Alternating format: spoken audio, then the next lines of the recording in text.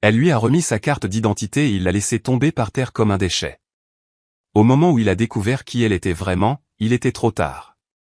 Vous arrive-t-il d'entrer dans un endroit et de vous sentir immédiatement exclu? Non pas parce que vous n'êtes pas à votre place. Non pas parce que vous êtes bruyant ou que vous en faites trop.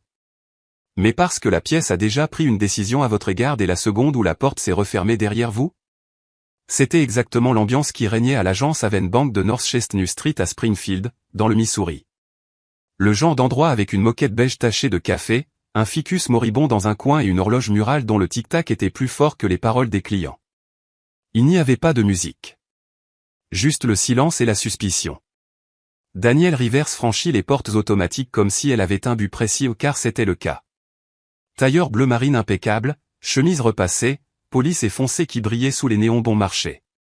Ses talons claquèrent doucement sur le sol, et l'espace d'une seconde, la pièce s'immobilisa. Elle croisa le regard de l'agent de sécurité et lui adressa un signe de tête poli. Il leva les yeux de son téléphone et acquiesça en retour, hésitant. Danielle ne broncha pas. Elle était habituée à ça. À 43 ans, elle était PDG de Rivers Global Strategy. Des jets privés. Des contrats gouvernementaux.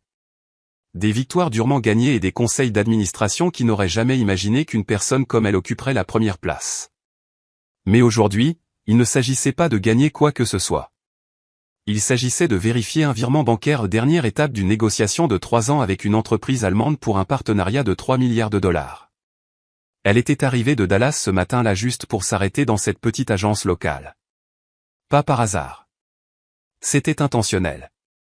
Cette banque avait été identifiée comme l'un des points d'ancrage potentiels de son plan d'expansion. Un test silencieux. Une tâche simple. Daniel s'approcha du comptoir et jeta un coup d'œil à l'étiquette, Caleb Warner.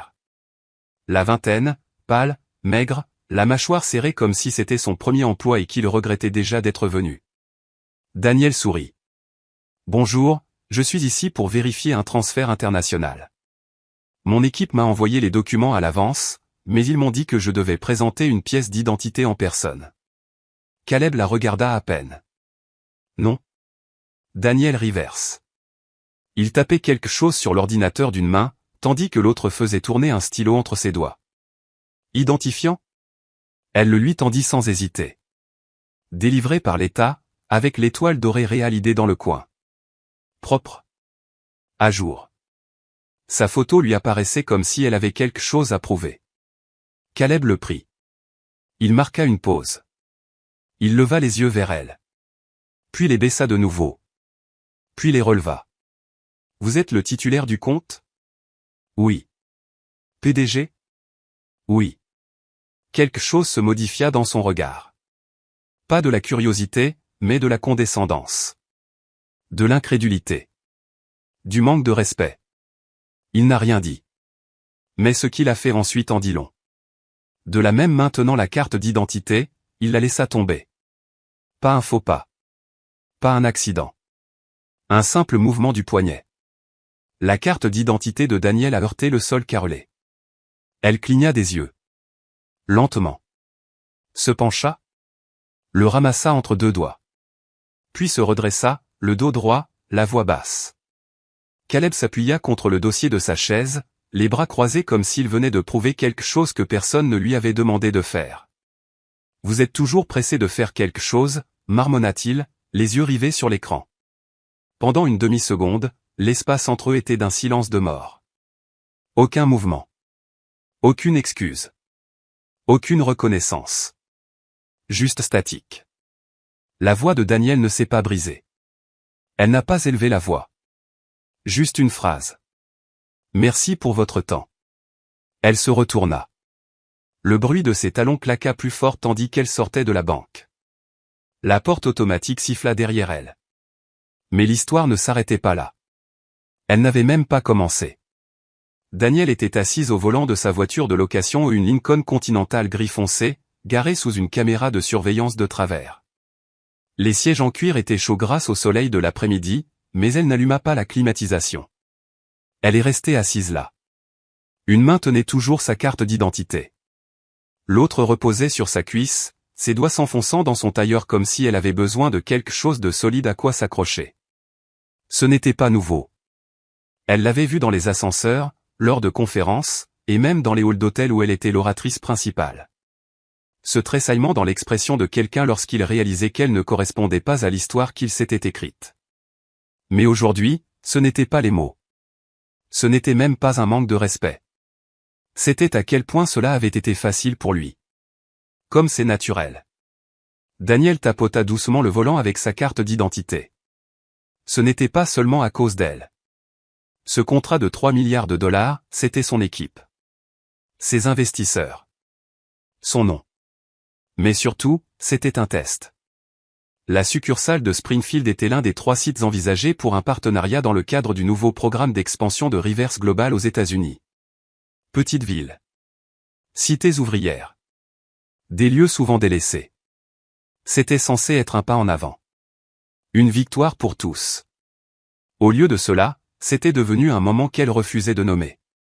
Un moment qui lui révélait ce qu'elle refusait d'admettre, certaines personnes n'étaient toujours pas prêtes à aller de l'avant avec elle. Son téléphone vibra sur le siège passager, un SMS de sa directrice des opérations, Nina Vaughn. Je viens d'apprendre que Francfort a finalisé son équipe. Confirmation nécessaire avant 15 heures, heure du centre. Tout est au vert de notre côté. Daniel ne répondit pas. Elle fixait l'écran, les lèvres serrées. Puis elle a éteint le téléphone en silence. Il était 14h12. Elle a démarré la voiture et a mis la vitesse avant. De retour à la banque, Caleb terminait son service. Aucun responsable ne lui posa de questions. Personne ne le prit à part. Il rit à quelque chose sur son téléphone, avala un chewing-gum et passa à autre chose. Daniel s'est arrêté à un feu rouge de l'autre côté de la rue. Un groupe d'adolescents s'est rassemblé devant un Family Dollar, se passant un sac de hot Cheetos, riant comme si le monde n'était pas lourd. Elle repensa à son premier emploi, serveuse dans un Waffle House à Monroe, en Louisiane. Elle avait 17 ans. Des hommes 2 fois plus âgés qu'elle l'appelaient, Baby Girl, et lui touchaient la main lorsqu'il payait en espèces. Elle n'a pas abandonné. Elle a travaillé plus dur. Elle a tout économisé. Puis vint Southern. 2 diplômes. Un stage non rémunéré. Puis Washington DC, où son premier patron l'appelait, ma chérie, tous les lundis. Jusqu'à ce qu'elle le fasse virer. Tout ce qu'elle avait, elle l'avait gagné. 2 fois. Donc non, Caleb Warner n'était pas nouveau. Il était le reflet du système. Un autre gardien avec un nom facile à lire et une pleine conscience de lui-même. Mais cela ne rendait pas la piqûre moins réelle. Daniel serra le volant. Elle repensa à ce moment-là, il l'avait regardé droit dans les yeux, puis avait balancé son identité par terre comme si elle ne signifiait rien. Ce n'est pas une erreur. Un message. Et à ce moment-là, Daniel a pris une décision. Pas par rage. Ni même par douleur. Mais par lucidité. Elle fouilla dans son sac et en sortit son téléphone secondaire, celui dont seule sa planche avait le numéro. Elle tapa une ligne. Débranchez-la. Je vous expliquerai ce soir. Envoyé. Le feu est passé au vert. Mais elle ne retournait pas encore à l'hôtel. Quelque chose de plus profond s'agitait, quelque chose qui était resté silencieux trop longtemps. Le soleil baissait sur l'ouest de Springfield tandis que Daniel s'engageait sur l'autoroute 65. Elle n'alluma pas la radio. Pas d'appel. Pas de musique. Juste le ronronnement régulier du moteur et le léger craquement du cuir tandis qu'elle se laissait aller en arrière, laissant la route se dérouler devant elle. Mais son esprit n'était pas immobile. Elle n'arrêtait pas de le rejouer, le bruit sourd de sa carte d'identité frappant le sol, le mouvement de la mâchoire de Caleb, la façon dont il disait vous les gens comme si c'était juste un autre mardi. Comme si c'était normal. Comme s'il en avait le droit. Mais ce qui m'a le plus frappé, c'est le calme avec lequel elle a réagi. Elle n'a pas crié. Elle n'a pas élevé la voix. Parce que si elle l'avait fait, que serait-il arrivé? La police a été appelée. Histoire tordue. Femme noire en colère. Agressif. Combatif. Peu coopératif. Ils avaient 1 million de mots pour son silence. 1 million de plus pour sa force. Daniel laissa échapper un rire discret, amer, celui qui surgit quand la seule autre option est de pleurer. Et elle en avait assez. Elle passa devant un vieux panneau publicitaire d'un restaurant de barbecue local et sa poitrine se serra de manière inattendue. Cela lui rappelait son père. Il avait l'habitude de dire. Ne le laisse pas te faire tomber par terre, Danny. Tu ne dois rien planter là. Il est mort quand elle avait 25 ans. Insuffisance cardiaque. Il ne l'a jamais vu signer son premier contrat fédéral. Mais elle se souvenait de lui arpentant leur petite cuisine à bâton rouge, expliquant que la dignité ne se résume pas à la façon de marcher, mais aussi à la façon de réagir lorsqu'on essaie de vous la voler. Elle vivait cette leçon maintenant. Mais quand même, ça faisait mal. Et qu'est-ce qui a aggravé la situation? Le silence qui suivrait. Parce qu'elle savait déjà comment cela se passerait. Si elle a dit quelque chose, une déclaration de la banque. Une enquête interne. Peut-être même de vagues excuses à toute personne concernée. Et Caleb? Transféré. Peut-être promu. Ou simplement oublié. Et elle? Il la qualifierait de controversée. Une distraction. Ou pire, dites qu'elle l'a inventée. Elle était déjà venue ici. Je n'ai jamais été aussi près du bord. Elle tendit la main et baissa la vitre, laissant le vent lui frapper le visage. Elle avait besoin d'air froid. J'avais besoin de ressentir quelque chose de vif, de réel, parce que c'était ça, maintenant. Réel. Il ne s'agit pas seulement d'un virement bancaire. Il ne s'agit pas seulement d'un caissier de banque impoli. Il s'agissait de toutes ces petites bêtises silencieuses qui s'accumulent comme la poussière dans une pièce que personne ne nettoie jusqu'à ce que quelqu'un s'étouffe. Danielle avait construit tout ce qu'elle avait, brique par brique, avec des cicatrices sur les mains et le silence dans la gorge. Aujourd'hui, quelque chose s'est cassé. Et elle n'allait pas réparer ça cette fois-ci. Alors que la route tournait vers le Marriott sur Sunshine Street, son hôtel pour la nuit, elle ralentit. Puis nous avons bifurqué vers un parking latéral. Une station-service. Vide. Juste une seule lumière au plafond qui clignote près de la pompe 3. Elle est restée assise là 1 minute. Elle a attrapé son téléphone. Je l'ai rallumé. 37 textes non lus. 9 appels manqués. Non, encore une fois. Son directeur financier. Son conseiller juridique. Francfort. Son doigt planait sur l'écran. Elle prit une inspiration et toucha un contact, Nina Vogue. Le téléphone a sonné 1 fois. Oh. 2 fois. Oh. Cliquez. Danny? Enfin. Que s'est-il passé? Tu vas bien? Danielle n'a pas répondu au début. Je vais bien, dit-elle doucement. Je t'expliquerai tout ce soir. Mais Nina, oui, l'affaire est close. Une pause. Quoi? Danielle, non. Francfort est déjà. Je sais. Encore le silence. Danielle regarda la rue sombre devant elle. Parfois, a-t-elle dit, le prix de la dignité est plus élevé que la valeur d'un accord. Mais cela en vaut toujours la peine. Non, je n'ai pas discuté. Cela a tout dit à Danielle. Mais les conversations les plus difficiles étaient encore à venir. Et ils ne seraient pas tous aussi silencieux. À 20 heures précises, heure du centre, Danielle était assise au bureau en verre de sa suite d'hôtel. Ordinateur portable ouvert. Caméra éteinte pour le moment. Derrière elle, l'horizon de Springfield clignotait dans des tons ambres et halogènes fatigués, ignorant qu'elle était sur le point de perdre une opportunité d'1 milliard de dollars. Elle pouvait déjà entendre des voix à travers ses AirPods, Na, Élise du service juridique, Tariq de la stratégie et 3 membres du conseil d'administration qu'elle voyait à peine en dehors des évaluations trimestrielles. Tous en attente. Elle a allumé sa caméra. Son visage est apparu sur leurs écrans, net, calme, illisible. Bonsoir à tous, dit-elle. Na prit la parole en premier. Danny, ça va? Je vais bien. Élise intervint. Nous avons vu l'email. J'ai besoin d'éclaircissements avant d'aller plus loin. Mettez-vous officiellement fin à l'accord de Francfort? Oui, dit Daniel. Simple. Ferme. Silence. Tariq s'est penché depuis son bureau à Miami. Cela représente 3 ans de travail. Tu réalises l'enjeu? Je fais. Et tu marches? Je suis. Le président du conseil d'administration, un homme nommé Clifford Hammerich, lien avec la côte est, moustache soignée et trophée de tennis s'est lentement réveillé.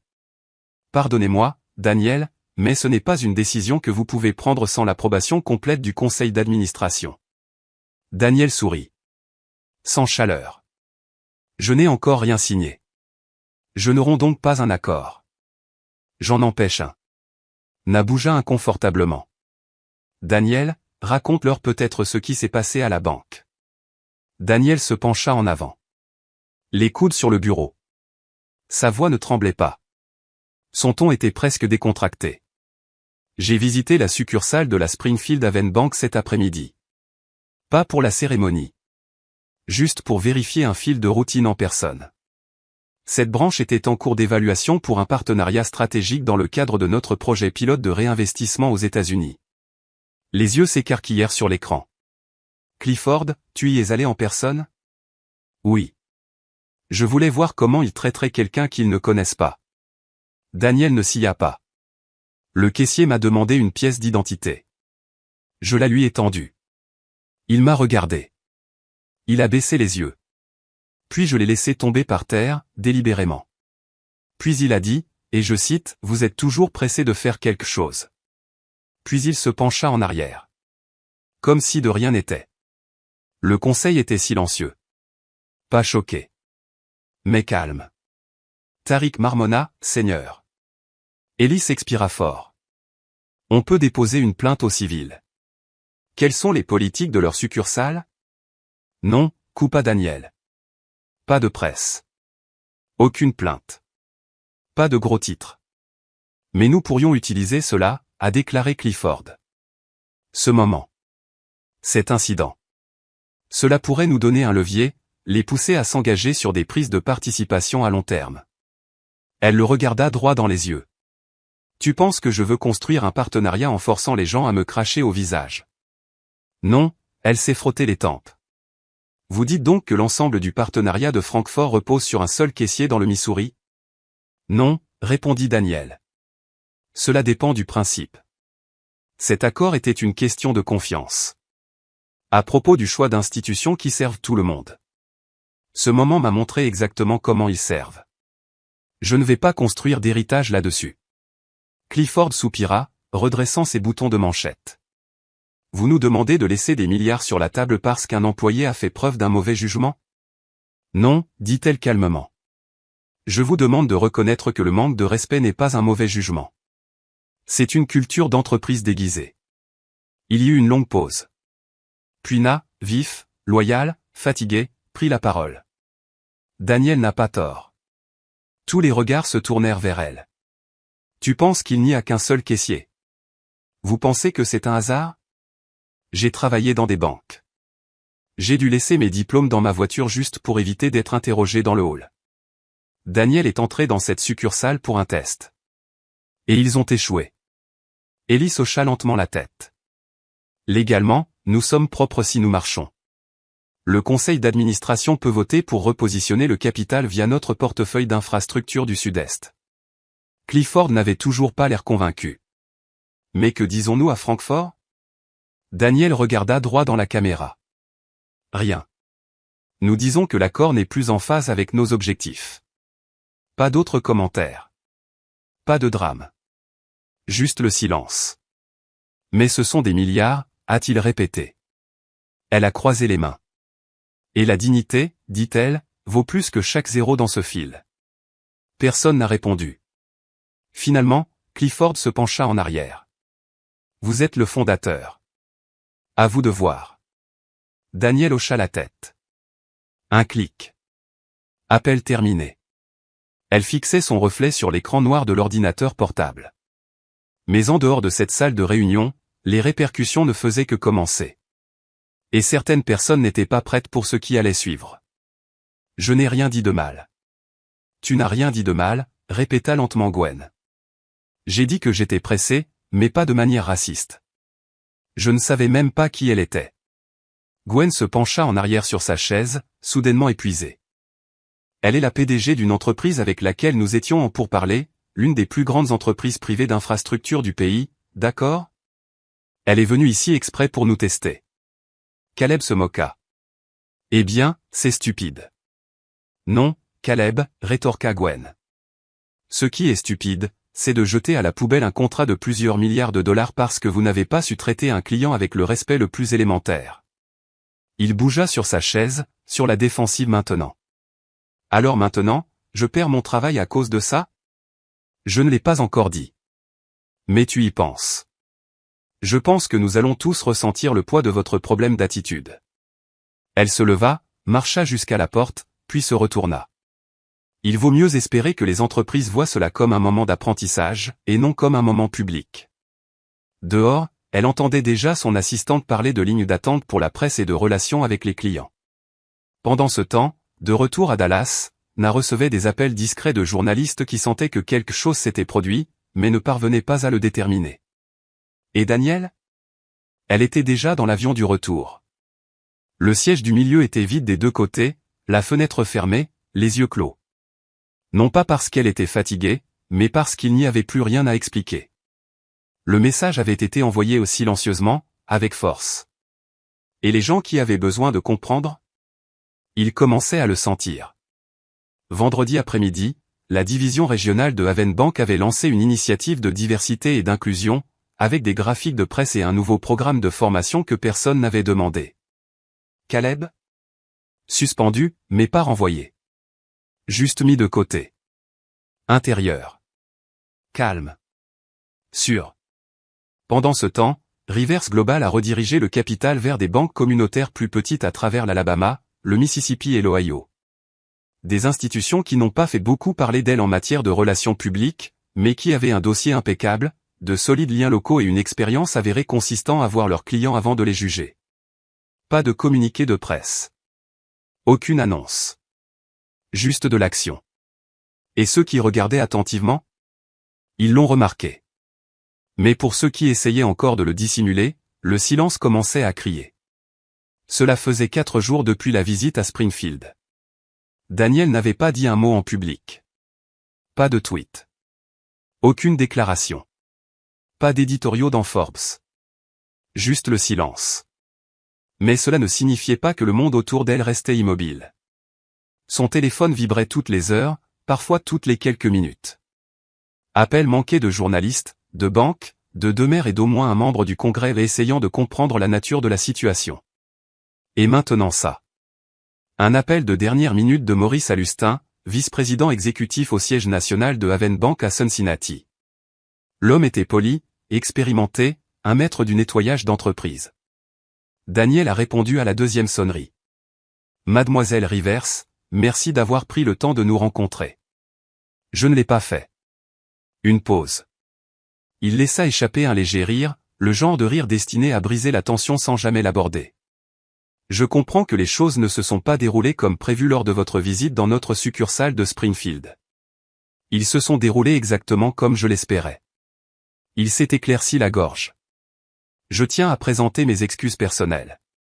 Cet incident ne reflète pas les valeurs de Havenbank, et nous avons lancé un examen complet du dossier de M. Initialisé.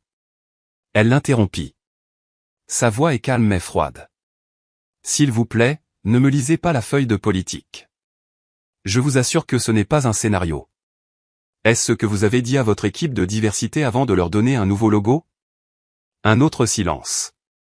J'espérais, a-t-il dit, que nous pourrions revoir les termes de votre initiative d'investissement. Nous sommes prêts à offrir des garanties avantageuses, une intégration communautaire, et même une influence directe sur la supervision de la culture des succursales. Discrètement. Daniel haussa un sourcil. Vous m'offrez de l'argent pour me faire taire, déguisé en opportunité. Il a changé de ton. Mademoiselle Rivers, n'oublions pas à quel point un partenariat comme celui-ci peut être puissant. Nous ne parlons pas de l'erreur d'un seul homme. Nous parlons de construire des ponts économiques entre les institutions et les communautés mal desservies. Maintenant, elle riait. Laisse-moi te demander quelque chose, Maurice. Si j'étais entré dans cette banque en portant un jean et un t-shirt au lieu d'un costume sur mesure, que se serait-il passé, selon vous? Il n'a pas répondu. Elle a continué. Vous pensez que votre caissier vous aurait rendu ma carte d'identité avec les 2 mains et un sourire? Tu crois qu'il m'aurait proposé un café? Ou peut-être m'a-t-on demandé si j'avais besoin d'aide pour comprendre le formulaire? Sa voix s'est aiguisée. Parce que s'il traite le PDG d'une entreprise de 4 milliards de dollars comme ça, comment pensez-vous qu'il traite quelqu'un qui reçoit des bons d'alimentation et qui essaie d'ouvrir son premier compte courant? Maurice soupira. Je ne peux pas défaire ce qui s'est passé, mademoiselle Rivers. Mais je peux faire en sorte que cela ne se reproduise plus jamais. Non, tu ne peux pas, dit-elle catégoriquement. Parce que vous essayez de réparer une fuite sans réparer le tuyau. Alors que suggéreriez-vous? Danielle s'est assise. Laissez le silence s'installer une seconde. Vous n'avez pas besoin d'une nouvelle déclaration. Vous avez besoin d'une nouvelle culture. Une méthode qui ne se contente pas de former les employés sur ce qu'il ne faut pas dire. Mais sur ce qu'ils croient déjà, et pourquoi. Et pendant ce temps-là? En attendant, je déplace mon capital ailleurs. Nous pouvons garder cela hors de la presse. Je suis sûr que tu peux. Et si on le reconnaissait publiquement? Daniel n'a pas hésité. Je ne reviendrai toujours pas. Il soupira à nouveau, plus lentement cette fois. Le jeu était terminé. Y a-t-il quelque chose que nous puissions faire pour réparer la relation? Vous auriez pu commencer par décrocher le téléphone le jour même où cela s'est produit. Pas après que votre équipe juridique ait construit un fossé. Point pris. Encore une chose, Maurice. Oui. Caleb Warner. Oui. Tu ne vas pas le virer. Je le sais. C'est ton choix. Et vous ne croyez pas aux secondes chances. Elle a pris un battement. Je crois en la responsabilité. Et je crois que les secondes chances ne signifient pas éviter la première conséquence. Elle a mis fin à l'appel. Aucune menace. Pas de presse. Juste des faits. Et les faits, lorsqu'ils sont exprimés avec clarté, ont leur propre poids. Mais Daniel savait que ce poids ne lui appartenait plus. C'était la différence. Springfield a continué à avancer ou à essayer de le faire. La banque est restée ouverte. Le ficus près de la fenêtre continuait de mourir lentement. De nouveaux clients allaient et venaient, ignorant l'affaire qui aurait pu changer la ville. Pas de gros titres. Pas de scandale. Pas d'histoire à la une. Mais dans les bonnes pièces, les gens l'ont remarqué. Francfort a appelé 2 fois, puis s'est arrêté. Les investisseurs chuchotaient dans les couloirs. Les entreprises concurrentes ont tenté de combler le vide laissé par Rivers Global. Mais le ton avait changé. Le pouvoir avait quitté la pièce. Et personne ne savait comment en parler. Danielle, quant à elle, était de retour à Dallas. Elle n'a pas siégé au comité. N'a pas accepté d'interview. Elle travaillait tranquillement. Nous avons transféré des capitaux vers des endroits qui n'avaient pas besoin de formation pour agir humainement. Banque rurale financée à Jackson, Mississippi. Signature d'accord de microcrédit avec la coopérative de crédit de Canton, dans l'Ohio. Pas de caméra. Pas de coupure de ruban. Juste une réaffectation. Parce que c'est à cela que ressemble vraiment le pouvoir. Pas toujours fort. C'est juste délibéré. Un après-midi, environ 3 semaines après l'incident de Springfield, Daniel a reçu une enveloppe par la poste. Aucune adresse de retour. Cachet de la poste de Springfield. À l'intérieur se trouvait une courte lettre manuscrite. L'écriture était grossière. Madame Rivers. J'ai entendu ce qui s'est passé. Je suis caissier dans une autre succursale. On ne nous a pas dit grand-chose, mais nous savons que l'affaire est annulée. Je ne te blâme pas. Je veux juste que tu saches que nous ne sommes pas tous comme lui. Certains d'entre nous regardaient. Certains d'entre nous ont appris quelque chose. Kilowatt. Daniel a tenu le papier pendant un moment. Puis elle le plia une fois et le glissa dans son tiroir. Pas comme souvenir. Mais pour rappel. Que même le silence peut résonner. Parfois, la leçon ne consiste pas à punir. Il s'agit de réveiller les gens. Et la meilleure façon de faire ça? Quitter la pièce. Laissez-les ressentir l'absence. Laissez-les s'asseoir dans l'espace que vous aviez l'habitude de remplir. Parce que les gens apprennent différemment quand les conséquences ne viennent pas avec les conférences de presse. Quand la correction ne vient pas enveloppée de honte, mais de distance. Et quand la dignité sort de la porte d'elle-même. Cela amène tout le monde à se poser une question silencieuse. Qu'est-ce que je viens de perdre? Il n'est pas toujours nécessaire de crier pour être entendu. Parfois, il suffit de s'éloigner. Vous n'avez pas besoin de convaincre les gens de vous respecter. Vous n'avez pas besoin de mendier pour avoir de la dignité dans des espaces qui n'ont jamais été construits pour vous reconnaître. Parfois, le geste le plus fort est le silence. Mais assurez-vous que votre silence parle. Parce que lorsque les gens apprennent que le manque de respect a un prix, lorsqu'ils apprennent que derrière le visage qu'ils ont ignoré se cache un décideur doté de pouvoir et de mémoire, ils y réfléchiront à 2 fois la prochaine fois. Et c'est là que le changement commence. Pas dans des discours bruyants, mais dans cette réalisation silencieuse. Nous venons de perdre quelque chose. Et le plus troublant, c'est que nous ne l'avons même pas vu venir.